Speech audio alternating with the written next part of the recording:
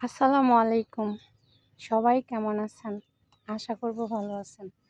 সবাই আমার জন্য দোয়া করবেন, আমার ফ্যামিলির জন্য, হাসব্যান্ডের জন্য, আমার শাশুড়ির জন্য, দেবরদের জন্য।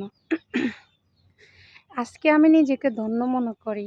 কারণ আজকে আমাদের নিজের একটা স্থান হইছে। অন্তত কেউ আমাদেরকে আর বলতে পারবে না যে নিরাশ্রয়হীন। তো নিজের একটা স্থান করা যে কতটা কষ্টময়, শুধু যে স্থান করতে না পারে সেই বুঝতে পারে। তো এই জায়গা দিয়া ডেজারের পানিটা ওই যে ওই খালি জায়গাটা নেওয়া হবে। আমি ওই দিক থেকে দেখাই। এই জায়গাটা হইলো এই যে এই আঙ্কেলটার ওনার সমন্দির ছেলের জন্য। এটা হলো একটা হিন্দু লোকের জায়গা। এই যে এদিক দিয়ে লাগানো হবে পাইপটা, পানি ওইদিকে চলে যাবে ওদিকে। তো নিজের কাজটা নিজে না করলে কখনোই করা হয় না। তে আজকে যদি না আসতাম তাহলে হয়তো এটা করতে পারতাম না। বিশেষ করে কালকে এখানে অনেকগুলো পানি ছিল। তো এই যে আমাদের পাশের ঘরের একটা ভাইয়া আছে, উনি আর এই বাড়ির আঙ্কেল দুইজনে মিলে ওই ড্রেনটা কইরা দিছে।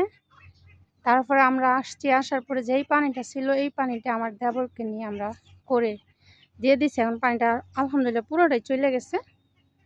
তো বুদ্ধি থাকলে উপায় হয়, আর চলতে জানলে কখনো কষ্ট কেউ পায় না। তো এখানে নিজের কাজটা নিজেরই করতে হয়, এটা অন্য কেউ কইরা দেয় না। যদিও কেউ করতে চায়, কমিশন চায়। নিজে যদ্দূর কর্ম ফরে উদ্দূর কোনোদিনও কইরা দিত না, কোনো দিনও দিব না। এই যে এখন দেখো পানিটা একদম শুকায় গেছে। এখন যদি আমার ফাড়টা পুরোটা কমপ্লিট করতে আমার আর সময় নিব না। আমি খুব দ্রুত কালকের ভিতরে আমি কাজের লোক লাগাই দিতে পারবো, যে আমার কাজটা একদম কমপ্লিট হয়ে যায়। এই যে বাড়ির ফার পর্যন্ত, এই ফার থেকে এই ফার পর্যন্ত একেবারে বিট পর্যন্ত ফারটা বাঁধা হবে। তাহলে আমার বালুটা ফালাইলে আমি এখান থেকে বালুটা অন্যের জমিতে যাইব না। তো যাই হোক, আমার কথাতে যদি কারো মনে কষ্ট থাকে দয়া করে ক্ষমার দৃষ্টিতে দেখবেন, আর দোয়া করবেন আমার জন্য, আমার ফ্যামিলির জন্য। সবাই ভালো থাকেন।